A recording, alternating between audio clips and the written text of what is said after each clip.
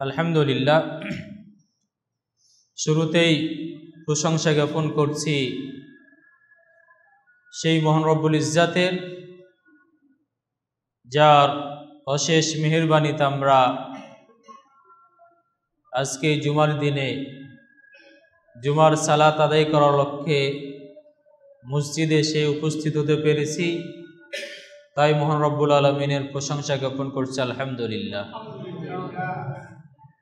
দুরুদ ও সালাম বর্ষিত হোক শেষ নবী সৈয়দুল মুরসালিন খাতামুন নবিয়্যিন মুহাম্মদ সাল্লাল্লাহু আলাইহি ওয়াসাল্লামের উপর আল্লাহুম্মা সাল্লি আলাইহি আল্লাহুম্মা বারিক আলাইহি।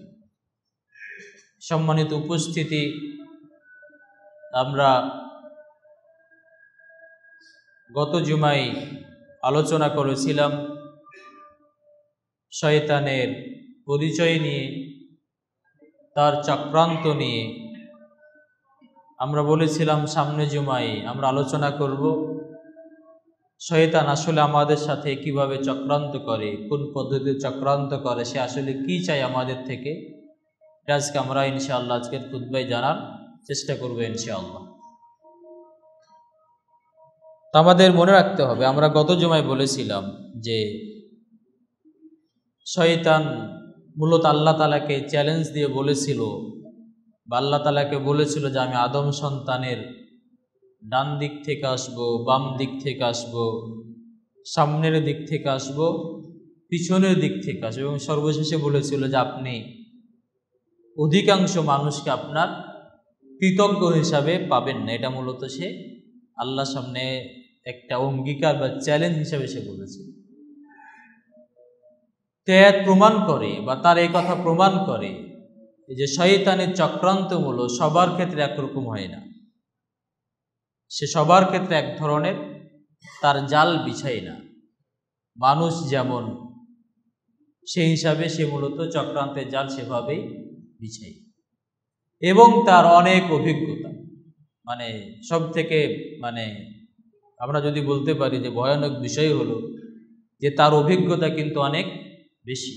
সে আদম আলাইহিস সালামের যুগ থেকে নিয়ে বা তার আগে থেকে নিয়ে একদম সে কিয়ামত পর্যন্ত বেঁচে থাকবে, এবং সে নানান ধরনের অভিজ্ঞতা, নানান ধরনের দক্ষতা, নানান ধরনের জাল সে বিছিয়েছে এবং সামনে বিছাবে, এবং এভাবে সে মূলত মানুষকে বিভ্রান্তিতে ফেলবে। আমাদের মনে রাখতে হবে যে মানুষ যেই প্রকারের, শয়তান মূলত তার সাথে তেমন আচরণ করে। যদি একজন মানুষ ভালো বান্দা হয়, যদি একজন মানুষ মুত্তাকি হয়, তবে তাকে বিভ্রান্ত করে এক পদ্ধতিতে। যদি একজন বান্দা তেমন ইমানদার না হয়, অনেক ত্রুটি আছে, বিচ্যুতি আছে, তাকে এক পদ্ধতিতে বিভ্রান্তিতে ফেলে। এভাবে যে আরো বেশি বিভ্রান্ত, তাকে আর অন্যভাবে বিভ্রান্তিতে ফেলে। তো আমাদের শয়তানের যে চক্রান্তগুলো, তার মধ্যে তার প্রথম যে মাধ্যম, তার প্রথম যে উদ্দেশ্য, সেটা উদ্দেশ্য হলো সে মূলত দাওয়াতুল ইনসান ইলা শিরক বিল্লাহ। অর্থাৎ শয়তানের প্রথম মাধ্যম হলো, প্রথম তার লক্ষ্য হলো মানুষকে শিরকের মধ্যে নিমজ্জিত করা। এটা মূলত তার প্রধান টার্গেট। কারণ এই জায়গায় যদি সফল হয়ে যায়, তবে আর তার কিছু প্রয়োজন নেই। কারণ একজন মানুষ যখন শিরকে জড়িয়ে যায়, শিরক যখন করে বসে, তখন সে তার সাথে জাহান্নামে চলে যাবে, আর তো তার কিছু প্রয়োজন নেই। এই জন্য আমাদের মনে রাখতে হবে যে শয়তান মূলত তার প্রধান টার্গেট হচ্ছে, তার প্রধান মাধ্যম হচ্ছে যে মানুষকে সে মূলত শিরকের দিকে ধাবিত করে, এবং এই শিরক সে বিভিন্ন মাধ্যমে করে থাকে, এবং সে বিভিন্ন পদ্ধতি অবলম্বন করে থাকে। যেমন কাউকে তাবিজের মাধ্যমে নিয়ে যায়, কাউকে কবরের মাধ্যমে নিয়ে যায়, কাউকে চাকরি না পেলে ওই সে পীর মুরিদকে ডাকার মাধ্যমে নিয়ে যায়। এখানে সে বিভিন্ন পদ্ধতি অবলম্বন করে, এবং শিরকি মাধ্যমগুলো কাজ করে। অনেক সময় কি করে, শিরকি মাধ্যমগুলো কাজ করে। যেমন সম্মত ইবনে আব্বাস সম্ভবত তার কাহিনী, তিনি একদিন বাড়িতে গিয়ে দেখছেন যে তার স্ত্রী হাতে তাবিজ বেঁধে আছে। তো বলছে যে কিভাবে সম্ভব, আমার স্ত্রী হয়ে আমার পরিবারে এভাবে তাবিজ ব্যবহার চলে, এটা কিভাবে সম্ভব, এটা কিভাবে হতে পারে, আমার তো বিশ্বাসই হচ্ছে না। তখন তার স্ত্রী বলল, এই তাবিজ তো কাজ করে। তখন ইবনে আব্বাস তিনি জবাবে বললেন, কাজ তো করবেই, কারণ মূলত এই যে একটা সে শয়তান একটা তোমার ভিতরে প্রভাব ফেলেছে, তোমার ভিতরে একটা ব্যথা তৈরি করে, তোমাকে সে অসুস্থ করে দেয়, এরপরে সে চাই যে তুমি শিরকে জড়িত হও। যখন শিরকে জড়িয়ে যাও তখন তার স্বার্থ উদ্ধার হয়ে যায়, এরপর সে অটোমেটিক সে ওই ব্যথাটা তোমার থেকে নিয়ে চলে যায়। এই যে আমরা বলি যে অনেক সময় জিনে ধরে, অনেক সময় জিন আসর করে, আমরা বলি তো কবিরাজের গিয়ে তো ভালো হয়, ভালো তো হবেই। শয়তানের তো এটাই উদ্দেশ্য, শয়তান তো এটাই চাই যে একজন মানুষকে এভাবে আমি তাকে একটা আসর করি। তার যেহেতু আমরা বললাম যে তার অনেক অনুসারী আছে, মানুষের মধ্য থেকে আছে এবং জিনদের মধ্য থেকে আছে। এই যে যারা কবিরাজ, যারা ওই যে বিভিন্ন ঝাড়ফুঁক করে, বিভিন্ন ওই যে কালাম টালাম পড়ে, এরা মূলত কি সবগুলো কিন্তু শয়তান দ্বারা পরিচালিত, এরা আমাদের মনে রাখতে হবে। এরা সবগুলো কি এদের মাধ্যমে কি ঝাড়ফুঁকের মাধ্যমে কিন্তু কি শয়তান, এরা জিনের আশ্রয় নেই, জিনের সাহায্য নেই, জিনের কাছে বলি দিতে হয়। রোগীকে বলে না যে এটা কি লাগবে, এটা বলি দিতে হবে, এটা উপহার দিতে হবে, এটা জিনিস দেওয়া লাগবে, এগুলো মূলত কাকে দেয়? শয়তানকেই দেয়। তো এই যে প্রধান টার্গেট হচ্ছে একজন মানে ইবলিসের প্রধান টার্গেট হচ্ছে মানুষকে কি করা? শিরকে জড়িয়ে দাও। আর আমরা সবাই জানি শিরক কত ভয়াবহ, এটা আমরা সবাই জানি। আল্লাহ তাআলা শিরকের গুনাহ ব্যতীত সকল গুনাহ কি করে দেন? মাফ করে দেন। এবং আপনারা হয়তো অনেকেই জানবেন না বা জানেন না হয়তো যে শিরকে যেটা দুইটা জানি, শিরক দুই প্রকার, একটা ছোট শিরক আর একটা হচ্ছে বড় শিরক। তো ছোট যেটা শিরক, যে রিয়া বলেন, লৌকিকতা বলেন, লোক দেখানো কোন আমল করলো অথবা অন্য কোনো ছোট শিরক করলো, ছোট শিরকটা এটা কি সব থেকে বড় গুনাহ। মানে বুঝাতে পারিনি, আমরা জানি যে গুনাহ কয় প্রকার?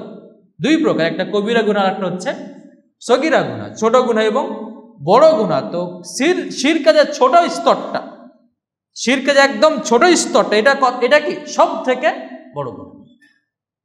মানে একটা মানুষ হত্যা করলে যে গুনাহটা হয়, এটা আমরা বড় শিরক জানি, কি বড় গুনাহ জানি। তো ছোট যদি কেউ শিরক করে তবে এটার গুনার মাত্রা কত?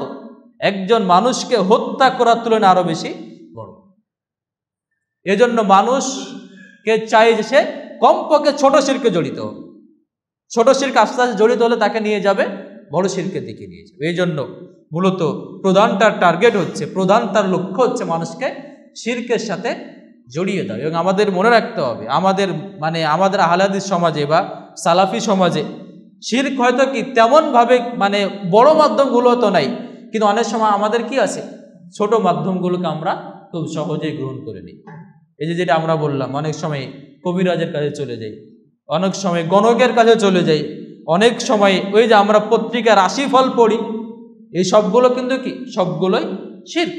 আমরা অনেক সময় মানুষের উপর ভরসা করে বসি, এই সবগুলো হচ্ছে শিরক। এই জন্য আমাদের মনে রাখতে হবে, আমাদের ভিতরে শয়তান মূলত বড় শিরক কখনো প্রবেশ করাতে পারবে না, কিন্তু আমাদেরকে ঢুকাবে কোন দিকে নিয়ে যাবে? ছোট শিরকের দিকে নিয়ে যাবে। এবং এই ছোট শিরকে যখন আমাকে জড়াতে পারবে, তখন আস্তে আস্তে আমাকে বড় শিরকের দিকে সে নিয়ে যাবে। এরপরে তার অন্যতম আরেকটা মাধ্যম হলো কি, দাওয়াতুল আল ইনসান ইলার রিয়া। যখন একজন মানুষকে শয়তান বড় শিরকের দিকে ধাবিত করতে না পারে, তখন শয়তান তাকে নিয়ে যায় ছোট শিরকের দিকে নিয়ে যায়, রিয়ার দিকে নিয়ে যায়, লৌকিকতার দিকে নিয়ে যায়। আমাদের আমলগুলো, এটা দুঃখের সাথে বলতে, আমাদের অধিকাংশ আমল সবগুলো কিন্তু এখন হয়ে যাচ্ছে লৌকিকতা, লোক দেখানো।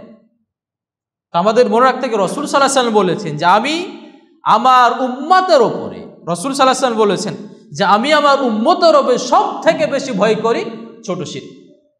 বড় শিরক হয়তো তারা জড়িত হবে না, কিন্তু তারা জড়িয়ে পড়বে সব ছোট শিরক।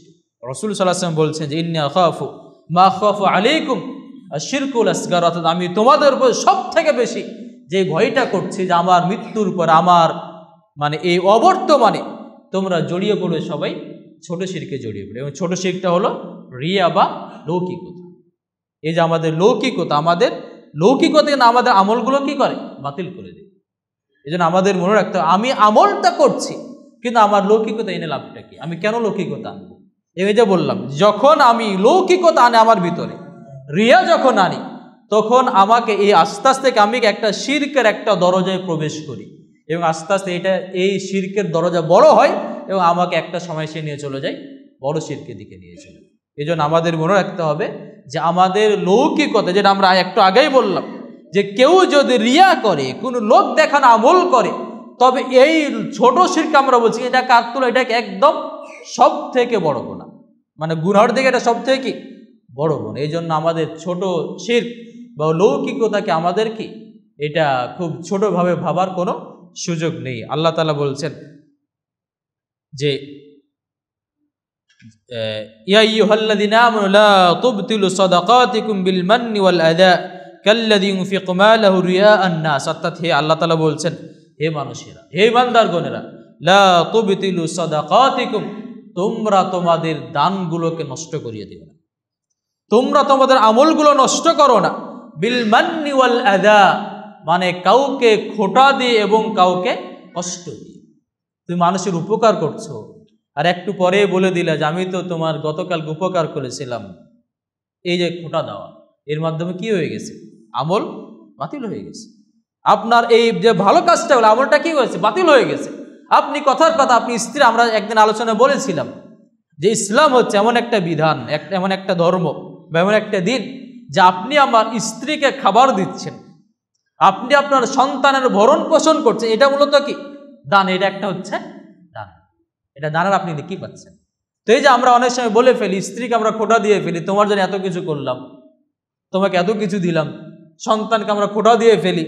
এই যে এগুলো মূলত আমি যে কাজগুলো করলাম, আমার স্ত্রীকে আমি যে খাবার দিলাম, ভরণ পোষণ দিলাম, আমি আমার সন্তানদের যে ভরণ পোষণ দিলাম, এরপর একদিন কথার কথায় বলে ফেললাম যে আমি তোমার জন্য এত কিছু করলাম, কই কিছু তো আমি পেলাম না, বা এই ধরনের কোনো কিছু। অথবা স্ত্রীর হয়তো পরিবারে বা তার হয়তো বাপের বাড়িতে আপনি কোনো একটু উপকার করেছেন, আপনি বলে দিলেন যে আমি তোমার পরিবারে তো আমি উপকার করেছি, এই যে এরপর আমি ততটুকু সম্মান পেলাম, এই যে কথাগুলো বলা, আল্লাহ তাআলা বলছে যে লা তুবতিলু সাদাকাতিকুম বিল মান্নি ওয়াল আযা, তোমরা তোমাদের দানগুলোকে, তোমরা তোমাদের ভালো আমলগুলোকে, তোমরা তোমাদের নেক আমলগুলোকে নষ্ট করে ফেলো না, বিল মান, খোঁটা দেওয়ার মাধ্যমে, ওয়াল আযা, এবং কাউকে কষ্ট দেওয়ার মাধ্যমে। কাল্লাযী ইউনফিকু মালাহু রিয়াআন নাস, এটা মূলত তাদের মতো, এই ধরনের মানুষ এরা হচ্ছে তাদের মতো যারা মানে মাল খরচ করে, যারা দান করে রিয়াআন নাস, মানুষকে দেখানোর উদ্দেশ্যে। তো আমাদের মনে রাখতে হবে যে রিয়া এটাকে আমাদের আমলগুলোকে বাতিল করে দেয়, আমাদের আমলগুলোকে বাতিল করে দেয়। তবে আমরা, এটা একটু ভয়ানক জিনিস, আমরা তো অনেক সময় আমাদের রিয়া চলে আসে, আমরা এই আমলগুলোকে আমরা মোটামুটি মানে 3 ভাগে আমরা ভাগ করতে পারি, যেগুলো লৌকিকতা যে আমলগুলোতে থাকে। প্রথম হচ্ছে যে আমলটা মূলত লৌকিকতা দিয়েই শুরু হয়েছে, মানে সে শুরুটাই করেছে কি মানুষকে দেখানোর উদ্দেশ্যে, মানে সে দান করাটা শুরুই করেছে মানুষকে দেখানোর উদ্দেশ্যে। সে নামাজ শুরু করলো, নামাজটা শুরু করেছে মানুষকে দেখানোর উদ্দেশ্যে, মানে তার এখানে কি মূল উদ্দেশ্য ইবাদত ছিল না, মূল উদ্দেশ্য ছিল মানুষকে দেখানো। যদি মূল উদ্দেশ্যটা যদি মানুষকে দেখানো হয়, তবে এই আমলটা পুরোটা কি হবে? বাতিল হয়ে যাবে। এবং এটা কি হবে? এটা শিরক, ছোট শিরক হবে। এই আমরা ছোট শিরক বলতে বললাম এটা পাপের দিক থেকে কি সব থেকে বড় গুনার স্তর। এটা হলো কি প্রথম প্রকার, যেটাকে একদম সেই আমলটা শুরু করেছে রিয়া দ্বারা, তবে এই আমল পুরাটা কি হবে? বাতিল হবে। বাতিল তো হবে, সাথে সাথে শিরকের গুনাহ হবে। দ্বিতীয় হচ্ছে যে সে আমলটা শুরু করেছে মূলত ইবাদতের জন্য, আল্লাহ তাআলাকে রাজি খুশি করার জন্য, কিন্তু মধ্যখানে রিয়া চলে এসেছে। হয়তো নামাজে দাঁড়ালেন, কেউ আসলো, বললেন যে লোকটা দেখছি একটু ভালো করে নামাজটা পড়িয়ে ফেলি, অথবা একটা আপনি দান করলেন, এরপরে দান করার পরে মনে হলো যে আমি একটু মানুষের সামনে গল্প করি, তাইলে হয়তো আমি একটু বাহবা পাবো, মানে আপনি প্রথমে কি ভালো নিয়তে কাজটা করেছিলেন, কিন্তু পরবর্তীতে কি রিয়া এসেছে বা আসার চেষ্টা করছে। তো এই অবস্থায় যদি আপনি এই রিয়াটাকে দমন করার চেষ্টা করেন, আপনি দূর করার চেষ্টা করেন, তবে এই রিয়া আপনার কি করবে না? কোনো ক্ষতি করবে না। কারণ একজন মানুষের, কারণ আমরা সবাই জানি যে আমাদের অন্তরের মালিক মূলত আমরা নিজেরা নই। আমাদের অন্তর আল্লাহ তাআলা নিজে কি করেন? ঘুরান। আল্লাহ তাআলা আঙ্গুল দেখি অন্তরগুলোকে ঘুরান। একজন মানুষের সর্বোচ্চ দায়িত্ব কোনটুকু? সে নিজেকে রিয়া থেকে মুক্ত করার চেষ্টা করা, পুরোপুরি মুক্ত করতে পারে। এটা মূলত মানুষের কি না, সক্ষমতা বাইরে। এই জন্য তার যতটুকু দায়িত্ব ছিল যে অন্তর থেকে রিয়া দূর করা, সে দায়িত্ব পালন করে ফেলেছে। যার ফলে এই রিয়া যদি চলে আসে তাহলে এটা কি করবে না, তার কোনো ক্ষতি করবে না। এই জন্য যদি আমাদের কারো ভিতরে রিয়া চলে আসে, খুব স্বাভাবিক জিনিস। দান করার পর রিয়া আসে, আমল করার পরে রিয়া আসে, বা অন্য যে কোনো আমল করার পরে কি একটু লৌকিকতা, একটু সুনাম চাই, এটা একটা আমাদের ভিতরে কাজ করে। তাহলে এসে আমাদের কাজ কি? এটা আমরা দূর করার চেষ্টা করব, এটাকে দমন করার চেষ্টা করব। যদি আমরা দমন করতে নাও পারি, কিন্তু চেষ্টা করেছি, তবে এই রিয়া কি করবে না, আমার আমলে কোনো ধরনের খারাপ প্রভাব ফেলবে না। তাইলে হলো কি, দ্বিতীয় প্রকার যে সে কি হলো, চেষ্টা করেছে।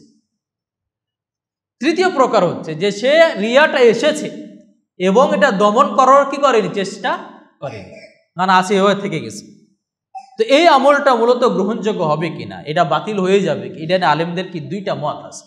একদল আলেম বলেছে এই আমলটা কি বাতিল হয়ে যাবে, আরেকদল আলেম বলেছে যে এই আমল বাতিল হবে না, বরং যতটুকু সে রিয়া মুক্ত আমল করতে পেরেছে ততটুকু আমল তার আল্লাহর কাছে গ্রহণযোগ্য হবে, এবং যতটুকুতে রিয়া ঢুকে গেছে সে আমলটুকু কি হয়ে যাবে, বাতিল হয়ে যাবে। তা আমরা তার মানে কি, আমাদের অবশ্যই কি করা উচিত, দ্বিতীয় পদ্ধতি আমাদের গ্রহণ করা উচিত, যে আমরা কি করব, রিয়াটাকে দমন করার চেষ্টা করব। তবে এখানে আরেকটা বিষয় হচ্ছে যে আমরা অনেক সময় বলি যে ভাই আপনি এই কাজটা করেন, এই ভালো আমলটা করেন, ভাই বলছে আমি এটা কাজটা করবো না, কারণ আমার এটা রিয়া চলে আসবে। মানে রিয়ার ভয় একটা আমলকে পরিপূর্ণ বর্জন করা, বুঝা গেছে? মানে আমল সে করছে না কিসের ভয়ে, রিয়া চলে আসবে বা লৌকিকতা চলে আসবে এই ভয়। এটা মূলত শয়তানের একটা ধোঁকা, এটা শয়তানের একটা কি ধোঁকা। সে এই ধোঁকায় ফেলেছে, তার এটা চক্রান্ত, এই চক্রান্তটা ফেলেছে। সে যখন একটা আমল করতে আসে বলে যে ভাই তুমি আমল করে কি করবো, তোমার তো ভিতর রিয়া চলে আসে, আমল তো বাতিল হয়ে যাবে। এভাবে মানুষকে মূলত কি করে, সে তখন আমল থেকে দূরে রাখতে চাই। এটা আমাদের খুব ভালোভাবে মনে রাখতে, এই যদি কোনো চিন্তা চলে আসে যে আমার তো লৌকিকতা চলে আসছে, এই জন্য আমলটা আমি করবো না, এটা কি আর একটা আপনি শয়তানের কি বড় ধোঁকায় পতিত হয়েছে। কারণ আপনি কি করেছেন, শয়তানকে খুশি করার জন্য, শয়তানের পথে চলে আপনি একটি আল্লাহর একটা আমলকে কি করেছেন, বাতিল করে দিয়েছেন। এবং আমাদের মনে রাখতে হবে যে রিয়া মূলত প্রত্যেকটা যখন ইবাদত শুরু হয় তখন মূলত কি রিয়া দ্বারাই শুরু হয়। মানে বেশিরভাগ মানুষের আমল শুরু হয় কি দ্বারা, রিয়া দ্বারাই। মানে একটা আমল যখন করে তখন সে ভাবে একটু মানে গর্ববোধ করে, একটু সে সুনাম চাই, একটু সে মানে গল্প করতে পছন্দ করে। তো কিন্তু যখন এই আমলটা যখন চালু থাকে, মানে যখন করতে থাকে একটা পর্যায়ে কি ওই রিয়াটা চলে যায়, এই রিয়া তখন পরবর্তীতে আর থাকে না। এই জন্য আমাদের যারা পূর্ববর্তী আলেম ছিলেন তারা বলেছেন যে আমরা একটা সময়ে জ্ঞান অর্জন করেছি দুনিয়ার উদ্দেশ্যে, একটা সময় আমরা জ্ঞান অর্জন করেছি মানুষকে লৌকিকতার জন্য, কিন্তু আমাদের এই এলেম আমাদের ভিতর থেকে লৌকিকতা দূর করে দিয়েছে। এই জন্য আমাদের মনে রাখতে হবে আপনার দায়িত্ব ওই লৌকিকতা থেকে দূরে থাকার চেষ্টা করা। এরপর যদি লৌকিকতা যদি চলেও আসে তারপরও কি আমল বর্জন করে, এটা মূলত কি শয়তানের ধোঁকা, আপনাকে শয়তান ধোঁকায় ফেলেছে, এই ধোঁকাতে আপনাকে আমল থেকে দূরে রাখতে চাইছে। এই জন্য মনে রাখতে হবে এই যদি চিন্তা চলেও আসে আপনি কি চেষ্টা করেন রিয়াটা দূর করে আমল শুরু করেন, একটা পর্যায়ে কি হবে, এই লৌকিকতা পুরোটাই দূরে চলে যাবে এবং আপনি তখন এই লৌকিকতা মুক্ত আমল করতে পারবেন এবং শয়তান আপনার কাছে পরাজিত হবে। অন্যথা আপনি নিজেই কি শয়তানের কাছে পরাজিত হয়ে গেছে যদি আপনি লৌকিকতার ভয়ে আমল ছেড়ে দেন। তাহলে আমরা এখানে বললাম যে তাদের মানে শয়তানের দ্বিতীয় পন্থা হলো, তার দ্বিতীয় ফাঁদ হলো, জাল হলো মানুষকে লৌকিকতার দিকে ঠেলে দেওয়া বা মানুষকে লৌকিকতার ভয় দেখানো। যে আমল করতে চাই তাকে লৌকিকতার ভয় দেখানো এবং যে আমল করছে তার ভিতরে লৌকিকতা ঢুকানো। বুঝেন নাই মনে হয়, যে আমল করতে চায় তার ভিতরে কি লৌকিকতার ভয় ঢুকানো, যে তুমি আমল করিও না লৌকিকতা আসবে তোমার ভিতরে, এটা ভয় ঢুকানো। আর যে আমল করছে তার ভিতরে লৌকিকতা ঢুকিয়ে দেওয়া, দুটাই মূলত শয়তানের চক্রান্ত বা ফাঁদ। আমাদের এই ফাঁদ থেকে মুক্ত হতে।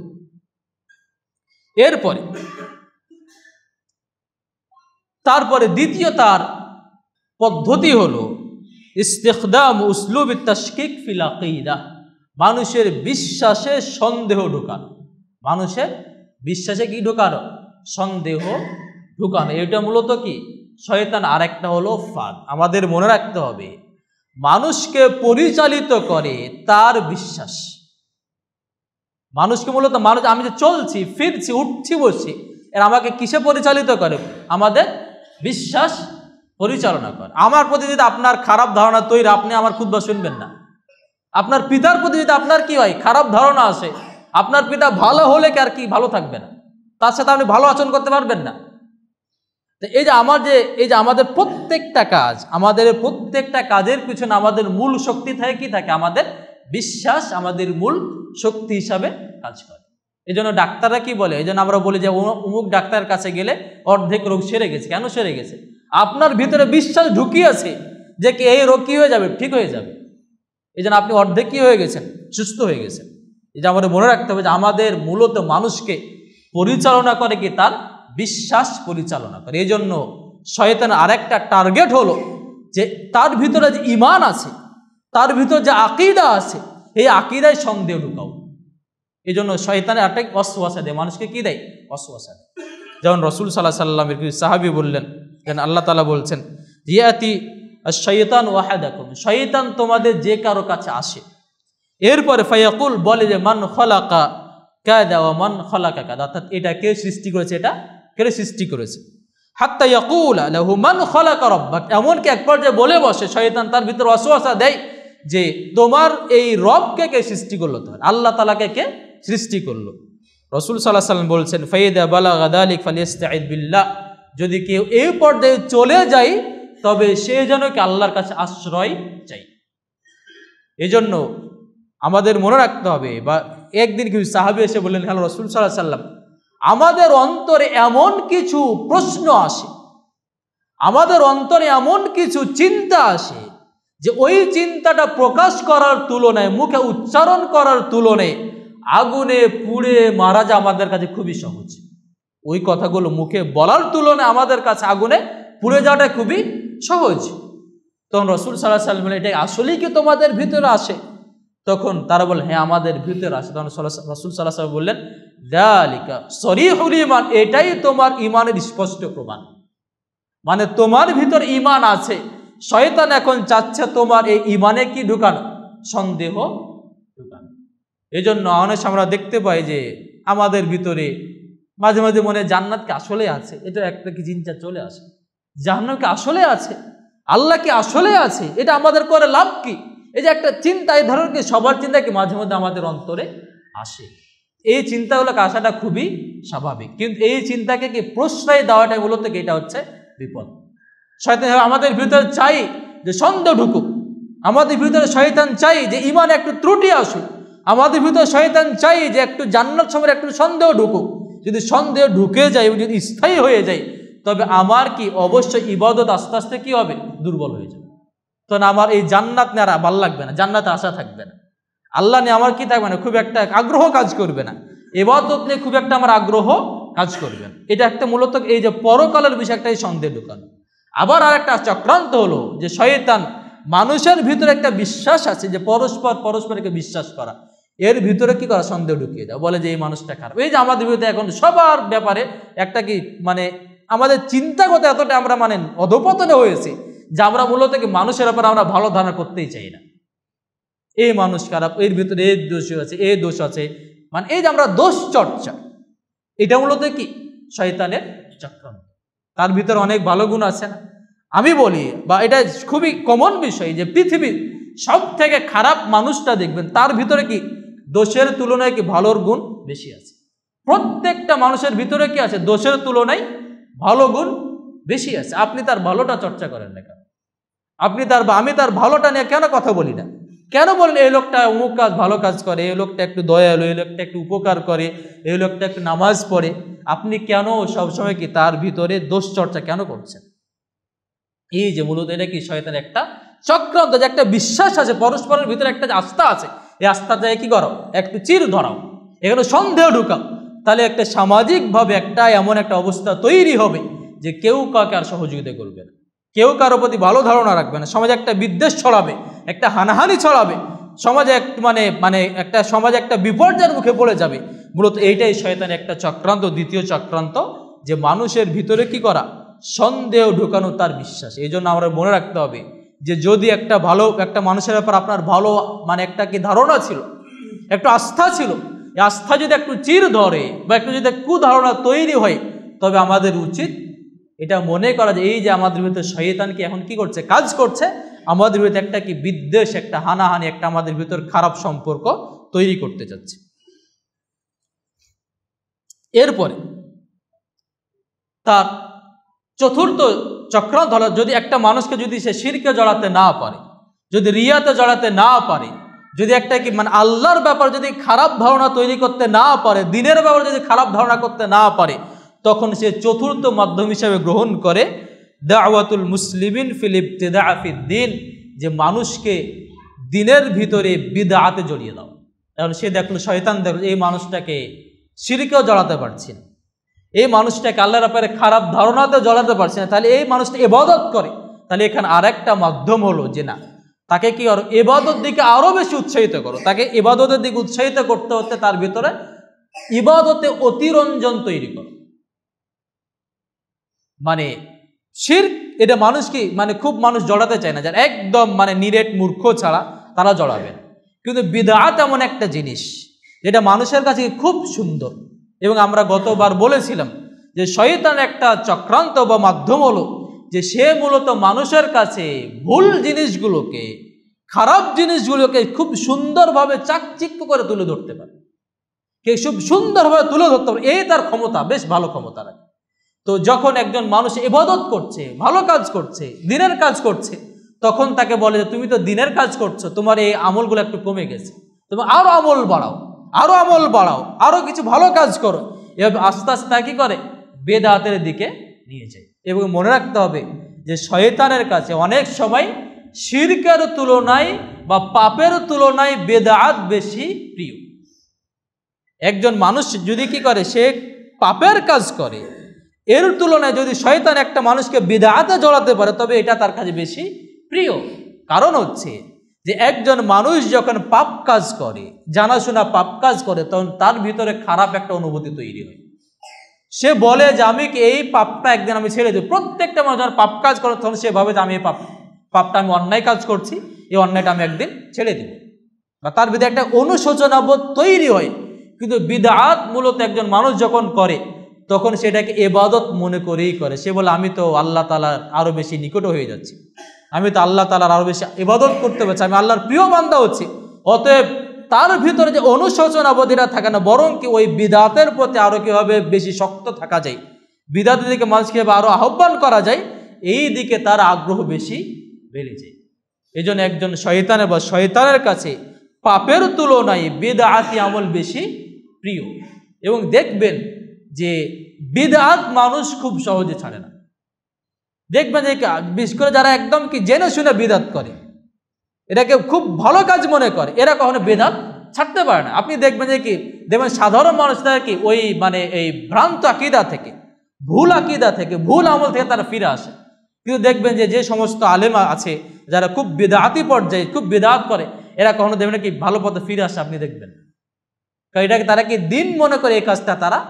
রাসূল সাল্লাল্লাহু আলাইহি ওয়াসাল্লাম বলেছেন যে মান আহদাসা ফি আমরিনা হাদা ফালাইসা মিনহু ফাওয়ারাদ, কেউ যদি এই দিনের ভিতরে এমন কিছু আমল করে, এমন কোন আমল করে যেই বিষয়ে আমাদের কোনো দিক নির্দেশনা নাই, আমাদের কোনো নির্দেশনা নাই, তবে সে আমলটা আল্লাহর কাছে গ্রহণযোগ্য না, বরং সে আমলটা প্রত্যাখ্যাত হবে। এবং রাসূল সাল্লাল্লাহু আলাইহি ওয়াসাল্লাম বলেছেন যে মান ওয়াক্কারা সাহিবা বিদআতিন ফাকাদ আ'আনা আলা হাদামিল ইসলাম, অর্থাৎ কেউ যদি কোনো বিদআতকে সম্মান করে, বিদআতকে মর্যাদা দেয়, তবে সে ইসলামকে নষ্ট করার কাজে সহযোগিতা করল। এটা আগেই বললাম যে কারণ একজন মানুষ যখন বিদআত করে, তখন মূলত এটা কি ওই সুন্নাত ওই জায়গা থেকে চলে যায়। এটা আমাদের মনে রাখতে হবে যে বিদআত তখনই একটা জায়গা দখল করে যখন কি একটা মানুষ কি করে ওই জায়গায় সুন্নাতকে স্বজনকে বিদায় করে দেয়, তখন সে বিদআতে জড়িত হয়। সেই জন্য আমাদের মনে রাখতে হবে যে শয়তান আরেকটা চক্রান্ত হলো মানুষকে বিদআতে জড়িয়ে দেওয়া, যাতে করে সে আর কখনোই ওই বিদআত বর্জন করে সুন্নাতের পথে যেতে না পারে। এরপরে তার আরেকটা চক্রান্ত হলো যে যদি মানুষকে বিদআতে জড়িত করতে না পারে, জড়াতে না পারে, তখন সে মানুষকে একটা পাপের কাজ খুব সুন্দর করে তুলে ওই পাপের কাজে জড়িয়ে দাও। আমাদের কাছে এখন এমন একটা অবস্থা হয়েছে যে আমরা পাপ কাজে মজা পাই, এবং আমাদের কাছে পাপ কাজ নাকি খুব জটিল কোনো কিছু না। মানে শয়তান আমাদের এমনভাবে এটা সুশোভিত করেছে, এমন সুন্দরভাবে আমাদের কাছে তুলে ধরেছে, যেন পাপ কাজটা আমাদের কাছে এখন কি একটা মানে গৌরবের প্রতীক হয়ে দাঁড়িয়েছে। আমরা তো অনেক সময় দেখি যে মানে এই পাপ কাজটা এমনভাবে আমরা উপস্থাপন করি যে পাপ কাজটা যেন আমাদের কাছে কি খুব একটা আভিজাত্যের প্রতীক হয়ে দাঁড়িয়েছে। এখন মানুষ ভালো কাজের দিকে বললে একটু লজ্জাবোধ করে, একটু দাড়ির একটা লজ্জাবোধ করে, দাড়ি সেভ করে এটাকে একটা আভিজাত্যের প্রতীক হয়ে দাঁড়িয়েছে। টাকনুর নিচে কাপড় পরে এটাকে আভিজাত্যের প্রতীক হয়ে দাঁড়িয়েছে। এখন আপনি সমাজে কি টাকনুর ওপরের কাপড় পরতে একটা লজ্জাবোধ হয়? এখন পর্দা করে বের হওয়া এটাকে একটা জানো কি ওই যে ওই আদিম যুগের কালচার হয়ে দাঁড়িয়েছে। যে যত ফ্যাশন করে বের হবে সে একটা আভিজাত্যের প্রতীক হয়ে দাঁড়িয়েছে। শয়তান আমাদের কাছে এই যে একটা চক্রান্ত, আমাদের কাছে পাপ কাজগুলো এমনভাবে তুলে ধরেছে, এমনভাবে সুন্দর করে তুলে ধরেছে যে এখন এই পাপ কাজগুলো আমাদের আভিজাত্যের প্রতীক হয়ে দাঁড়িয়েছে। এই পাপগুলো আমাদের গৌরবের প্রতীক হয়ে দাঁড়িয়েছে। এই পাপগুলো এখন আমাদের কারে এলিট শ্রেণী এটাকে নির্ণয় করার মাধ্যম হয়ে দাঁড়িয়েছে। এবং এই পাপে যদি কেউ না জড়ায় তবে কি এটা কি সে বলে যে তুমি তো আদিম যুগে পড়ে আসো, তুমি তো এলিট শ্রেণী হতে পারো নাই, তুমি যেহেতু আমাদের এই আভিজাত্যের ভিতর আসতে পারো নাই। এই যে শয়তান মানুষকে কি করে, যখন এই ধরনের বেদাতে জড়াতে না পারছে, কুফরে জড়াতে না পারছে, তখন মানুষের কাছে ওই পাপগুলোকে খুব সুন্দর করে তুলে ধরে ওই পাপ কাজটা তার কাছে সহজ করে দিয়েছে। এখন একটা সময় আমাদের ভিতরে পাপ কাজ করা কি খুব আমরা পাপ কাজ সহজে আমরা মানুষ সামনে করতে পারতাম না, একটা লজ্জাবোধ ছিল। এখন প্রত্যেকটা পাপ কাজ আমাদের কাছে খুবই সহজ। গান শোনা খুবই সহজ, নাচ দেখা খুবই সহজ, সিনেমা দেখা খুবই সহজ, পর্দা না করা খুবই সহজ, এখন ওই যে বাইরে পর নারীর সাথে মিলেমিশা করা খুবই সহজ। এই যে এটা মূলত শয়তানের কি ফাঁদ, চক্রান্ত, যে মানুষকে কি করো তাদের কাছে এই পাপগুলো খুব সুন্দর করে তুলে ধরো, নেকির কাজগুলো খুব হীন করে তুলে ধরো, যাতে করে মানুষ নেকির কাজের দিকে সহজে মানুষের চোখের লজ্জার ভয়ে আর ধাবিত হতে না পারে, যেন পাপের দিকে সবাই যেন ফিরে যায়। এই জন্য আমাদের মনে রাখতে হবে যে শয়তান মূলত আশ-শাইতান ইয়াইদুকুমুল ফাকরা ওয়া ইয়া'মুরুকুম বিল ফাহশা, শয়তান তোমাদের কাছে আসে তোমাদের দারিদ্রতার ভয় দেখায়। আল্লাহ তাআলা বলছেন আশ-শাইতান ইয়াইদুকুমুল ফাকরা, শয়তান তোমাদেরকে দারিদ্রের ভয় দেখায়, ওয়া ইয়া'মুরুকুম বিল ফাহশা, এবং তোমাদের কাছে পাপের কাজগুলোকে, অশ্লীলতার কাজগুলো খুব সুন্দরভাবে তুলে ধরে। ওয়াল্লাহু ইয়াইদুকুম মাগফিরাতাম মিনহু ওয়া ফাদলা, আল্লাহ তাআলা তোমাদের ওয়াদা দিচ্ছেন যে তোমরা যদি দিনের পথে ফিরে আসো, আল্লাহর দিকে ফিরে আসো, তাহলে আল্লাহ তোমাদের ক্ষমা করে দেবেন। এরপরে ইবনে আব্বাস একটা সুন্দর কথা বলেছেন যে আল কাবাইরু কুল্লু যামিন খাতামাল্লাহু বিনারিন ওয়া গাদাব ওয়া লা'নাতান ওয়া আযাব, আল্লাহ তাআলা প্রত্যেকটা পাপকে লানতের মাধ্যমে তিনি শেষ করেছেন। প্রত্যেকটা পাপের ফল হচ্ছে আল্লাহর কাছে কি পাবে, লানত হিসাবে সে পরিগণিত হবে। এরপর তাদের ষষ্ঠ পদ্ধতি হলো দাওয়াতুল ইনসান লিফি'লি যুনুব আস-সাগীরা, যখন কোনো মানুষকে, কোনো ভালো বান্দা তাকে পাপের কাজে, বড় পাপে জড়াতে পারছে না, তখন তাকে ছোট পাপে জড়িয়ে দাও। তারা একটা মাধ্যম হলো কি করা, যখন কাউকে শয়তান দেখে যায় কি বড় পাপে জড়ানো যায়, ইমানের পাওয়ার বেশি, ইমান শক্তিশালী, তখন তার আরেকটা পদ্ধতি হলো একে ছোট পাপে কি করা, জড়ানো। কারণ আমরা সবাই জানি যে একটা পাপ বা একটা অন্যায় ছোট থেকে আস্তে আস্তে কি হয়ে যায়, বড় হয়ে যায়। এবং ছোট পাপ যদি, এমনকি যদি ছোট পাপ যদি কেউ লাগাতার করতে থাকে, ছোট পাপ কিন্তু লাগাতার কি করছে, তখন এটা কি হয়, আল্লাহর কাছে এটা কি বড় পাপ বলে গণ্য হয়। তো যখন একটা মানুষ যখন ছোট পাপ করে, ছোট পাপ করতে থাকে, তখন তার ভিতরে একটা যে পাপের ব্যাপারে যে একটা অনুশোচনা ছিল, এই অনুশোচনা তখন আস্তে আস্তে হারিয়ে যায়। এই অনুশোচনা আস্তে আস্তে কি হয়ে যায়, দূর হয়ে যায়। এই জন্য শয়তান একটা অন্যতম ফাঁদ হলো যে মানুষকে বলে যে এটা তো ছোট পাপ, এটা তো উজু করলে দূর হয়ে যাবে, এটা ছোট পাপ, নামাজ পড়লে কি মাফ হয়ে যাবে, এটা তো ছোট পাপ, একটু ইস্তিগফার পড়লে মাফ হয়ে যাবে। তো এই পাপগুলো করতে সমস্যা কি, সবাই তো বড় পাপ করছে, তুমি একটু ছোট পাপ করো, আমাদের হৃদয়ে কাজ করে। আমরা তো বলি যে সবাই তো বড় পাপ করছে, কত অন্যায় করছে, কত অন্যায় মানে অবিচার করছে, আমরা একটু ছোট করলে কি হয়? আমরা বলি যে ভাই সবাই তো একটু বলে যে আরে এত মানুষ অন্যায় করছে, তুমি একটু খাও, একটা সিগারেট খাও, কি হয়েছে? তুমি আজকে একটু চলো একটু বাইরে ঘুরে আসি, কি হয়েছে? এটা তো ঠিক হয়ে যাবে। এই যে আমরা যেটা বলেছিলাম, মানুষ কি থাকে, একটা শয়তান কি থাকে, শয়তান মানুষের ভিতরে কি, আমরা গতবার বলেছিলাম যে শয়তান মানুষের ভিতর থেকেও হয় এবং জিনদের ভিতর থেকেও হয়। এই যে মানুষরূপী শয়তান আপনাকে পরামর্শ দিচ্ছে যে এত মানুষ অন্যায় করে, কত পাপ করে, দিব্যি পাপ করে যাচ্ছে, তুমি একটু খাও না, একটা সিগারেট নাও মুখে না, কি হয়েছে? আজকে একটু লাগবে তো, যৌবনকাল চলছে তো, যৌবনে একটু তাড়না আছে না, করো একটু, সমস্যা কোথায়? এই যে কি করা, মানুষকে আস্তে আস্তে কি করা, ছোট ছোট অন্যায়ের দিকে নিয়ে যাও। যখন এভাবে ছোট ছোট অন্যায়ের দিকে যখন যাই, তখন যে একটা অন্যায়ের প্রতি একটা তার খারাপ ধারণা ছিল, অন্যায় থেকে একটা যে বাঁচার একটা যে তার তাড়না ছিল, একটা যে উদ্দীপনা ছিল, এই উদ্দীপনা আস্তে আস্তে কি যায়, কমে যায়, হারিয়ে যায়। এবং একটা সময়ে গিয়ে তখন তার জন্য কি বড় পাপে জড়ানো খুব কি হয়ে যায়, সহজ হয়ে যায়। এই যে আমাদের মনে রাখতে হবে যে আয়েশা রসুল সাল্লাল্লাহু সাল্লাম বলছে, ইয়া আয়েশা তো ইয়াকা মুহাক্কিরাতিল আমাল আয-যুনুব আস-সাগীরা। রসুল সাল্লাল্লাহু আলাইহি আয়েশাকে বলছে, আয়েশা তুমি ছোট ছোট পাপগুলো থেকে বেঁচে থাকো, তুমি ছোট ছোট পাপগুলো থেকে বেঁচে থাকো। এরপর একটা হাদিসে পাওয়া যায়, সৈয়দ ইবনে আব্বাস বলছেন যে মুমিনের পরিচয় হলো যে যদি সে একটা মানে ছোট পাপ তার হয়, তখন সে মনে করে যে আমার উপর একটা কি পাহাড় যেন কি দাঁড়িয়ে আছে, যে কোনো সময় পাহাড়টা পড়ে যায়। এটা তার ভিতরে এই অনুশোচনা বোধ কাজ করে। আর যারা মুনাফিক, তারা যখন পাপ কাজ করে তখন তারা মনে করে যে আমার নাকের ডগা দিয়ে একটাকে মাছি উড়ে গেলো, কিছুই তো না।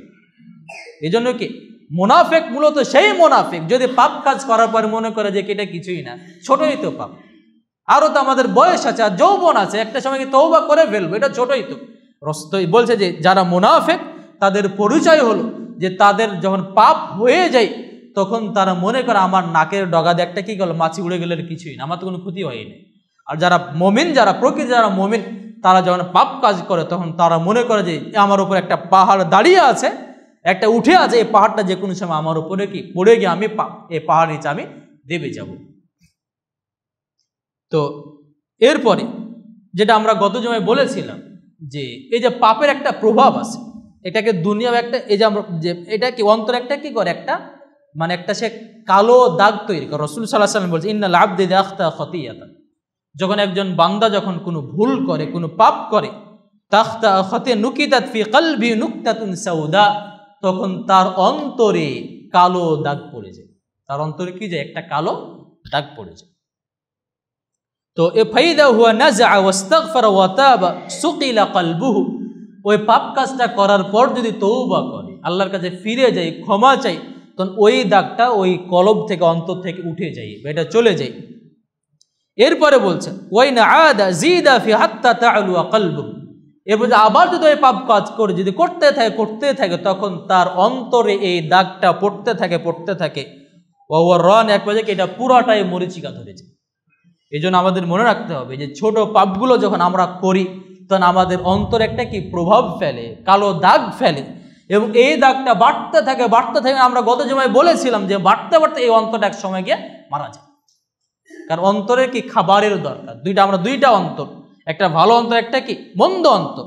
তো যখন এই দাগ পড়ে, যখন খাবার পাই না, একটা পরে দুর্বল হয়, আস্তে আস্তে দুর্বল হয় এবং দুর্বল হতে হতে একটা পর্যায়ে কি যায়, মারা যায়। এবং তখন তার ভিতরে ওই খারাপ অন্তরটা সে মানে যে খারাপ যেহেতু কাজ করছে, সে কি আরো বেশি খাবার পাচ্ছে এবং সে আরো শক্তিশালী হচ্ছে, যার ফলে একটা সময় গিয়ে তখন তার কাছে আর ভালো কাজ ভালো লাগবে না।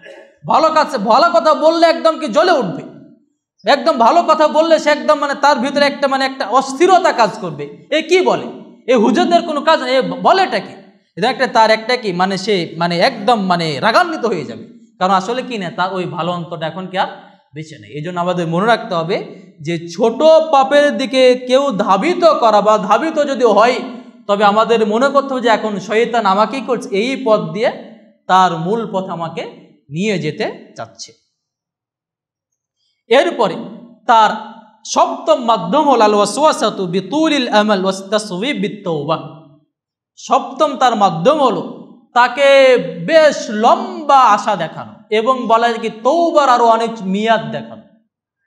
শয়তান আরেকটা পদ্ধতি হলো কি, যে যখন কেউ পাপ কাজ করে ফেলেছে, এখন তওবা করতে চায়, বলে এখন তওবা করে কি করবে, আরো সময় আছে, যৌবনকাল, তারও তো বাঁচবাই, তো এক সময় করে ফেলে, যে কি করে একটা তাকে মিথ্যা মানে কি দেওয়া, মানে আশা দেখানো, লম্বা তার জীবনকে একটা লম্বা করে তুলে ধরা, যে তোমার অনেক জীবন আছে, মাত্র 18 বছর, মাত্র তো 20 বছর, মাত্র 30 বছর, 40, আরো কত বছর বাদে একদিন তওবা তো করতে সময় লাগে না, তওবা করলে বাস হয়ে গেছে। যে কি করা, বলা একটা মানে বলে আমরা সমাজে আছে না যে একটা পাপ কাজ করে ফেলি, একটা যৌবন তো আছে আমাদের, একটু অন্যায় করে ফেলি, হারাম কিছু ইনকাম করে ফেলি, পরে তওবা করে ফেলবো, এটা আমাদের একটা কমন আমাদের ডায়লগ হয়ে গেছে, আমরা পরে তওবা করে ফেলবো। এখন তো অভিভাবককে বলেতে একটা যৌবনকাল একটু উল্টা পাল্টা তো করবেই, আর ওই মানে তাকে বলে তো আরো বলছে একটা আরো আমাদের বহুত কি আছে, সময় আছে। এই যে কি করা, লম্বা একটা আশা দেখা, এটা শয়তানের কি চক্রান্ত, যে যদি আপনার মনে হয় যে আমি পাপ কাজ করছি, একটা সময় গিয়ে তওবা করে ফেলবো, একটা সময় গিয়ে আমি ভালো হয়ে যাব, একটা সময় আমার মেয়ে পর্দা করবে, একটা সময় আমার স্ত্রী তো পর্দা করবে, একটা সময় আমি দাড়ি মানে রাখবো, একটা সময় গিয়ে নামাজ পড়বো, এই যে লম্বা একটা আশা নিজের ভিতরে তৈরি করে, এটা মূলত কি শয়তানের চক্রান্ত। এটা আমাদেরকে শয়তান আমাকে চক্রান্ত ধোকায় ফেলেছে। এই ধোকা আমাদেরকে মনে রাখতে, যে কত ভালো মানুষ, কত মানে এমন অনেক মানুষ যারা কবরে চলে গেছে, যারা আজকে কবরে, তারা হয়তো মনে করেছে আমি একটা সময় গিয়ে কি করবো, তওবা করে ফেলবো। এমন অনেক মানুষ কবরে চলে গেছে যারা মনে করেছে একটা সময় কি করবো, তওবা করবো, এই তওবার তাদের ভাগ্যে জুটে নেই। তা আমাদের কারো মৃত্যু কখন ঘটবে এটা আমাদের কি নেই, আমাদের কেউ জানে। এবং কাফেরদের ব্যাপারে আল্লাহ তাআলা বলছেন যে কাফেররা কি এই কিয়ামতটাকে খুব লম্বা সময় মনে করে, যে অনেক দিন বাঁচবো মনে করে, ও নারাহু করিবা, এবং যারা মুমিন তারা মনে করে যে আমি যে কোনো সময় মারা যাব। এই জন্য আমাদের মনে রাখতে হবে যে শয়তান আর একটা চক্রান্ত হলো যে মানুষকে লম্বা মেয়াদ দেখানো, আশা দেখানো, মিথ্যা আশা দেখে তাদের কি করা, বিভ্রান্তির ভিতরে ডুবিয়ে রাখা। এই জন্য যদি আমাদের কখন মিথ্যা আশা যদি আসে যে আমরা একটা সময় গিয়ে ভালো হবো, ঠিক হয়ে যাব, পরিবার ঠিক করে ফেলবো, মনে রাখতে হবে যে এই পথ থেকে কি আপনার ফিরে আসা সম্ভব না। কারণ আপনি যতদিন যাবে মনে হবে আর একটু সময় আছে, কালকে মনে কালকে তো বাঁচবে, পরশু না, আমি পরশু তো বাঁচতে পারি। এটা একটা এভাবে আপনাকে মূলত সে ধোকায় ফেলে আপনার কি মেয়াদ বাড়াচ্ছে, একদিন হঠাৎ আপনার সামনে কি মালাকুল মউত চলে আসবে, আপনার মৃত্যু ফেরেশতা চলে আসবে, তখন আর এই মিথ্যা আশায় দিয়ে আপনার সবকিছু বিনাশ নষ্ট করে ফেলবে।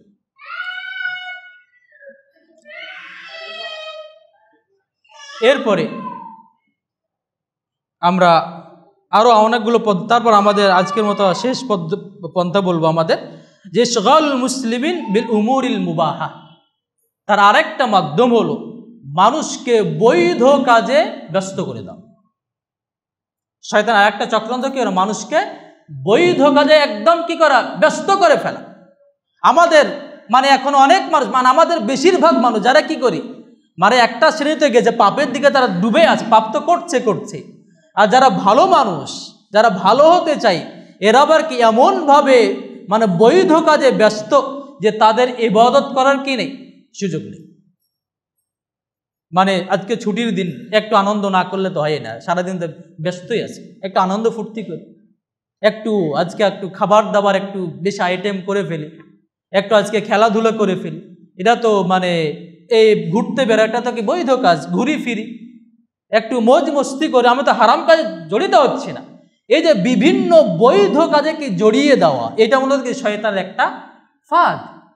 কারণ আপনি যখন বৈধ কাজে জড়িয়ে পড়েছেন এবং এই বৈধ কাজ আপনার ভিতরে যখন একদম জোরাভাবে লেগে গেছে, তখন কি ইবাদত আপনার কাছে আর কি লাগবে না, ভালো লাগবে না। এই যে শুক্রবারে ফজিলতের দিন, কয়টা মানুষের চিন্তা যায় ফজিলতের দিন, কয়টা মানুষ চিন্তা করে এটা কি সব থেকে শ্রেষ্ঠ দিন সপ্তাহের মধ্যে।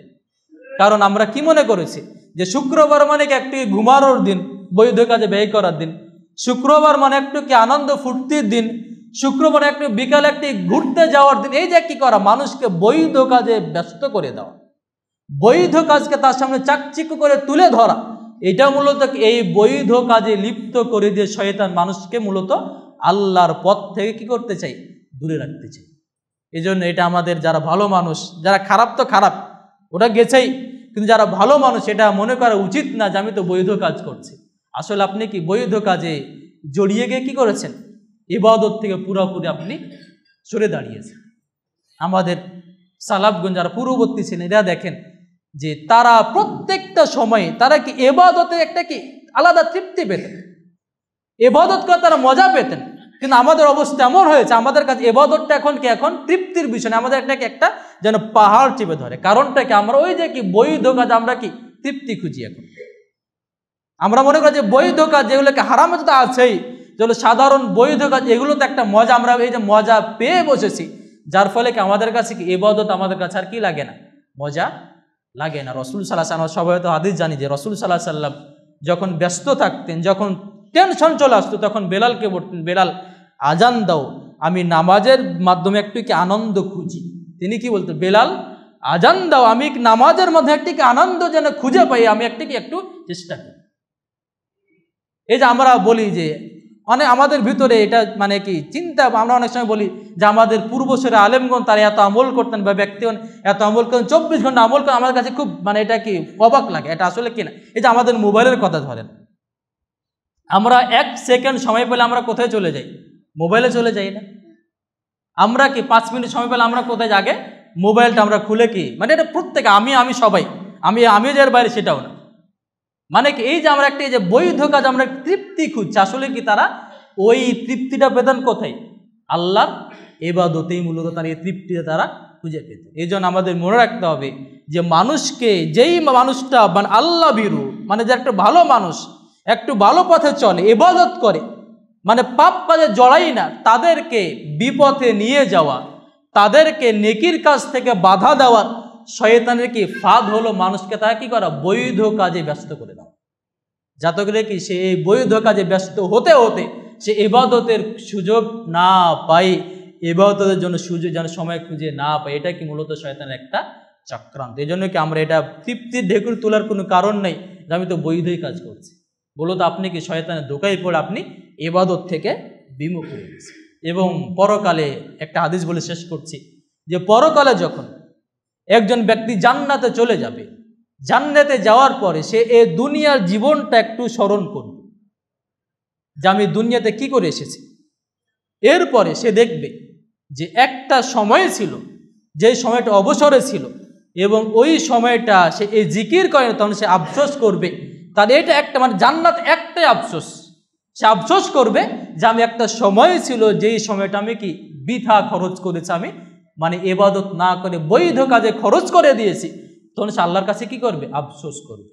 যে রসুল সাল্লাল্লাহু আলাইহি ওয়াসাল্লাম আল্লাহ তাআলা হচ্ছে ফাইদা ফারাগতা ফানসাব ওয়া ইলা রাব্বিকা ফারগাব। রসুল সাল্লাল্লাহু আলাইহি ওয়াসাল্লাম কখনো কি তিনি বৃথা সময় খরচ করতেন না।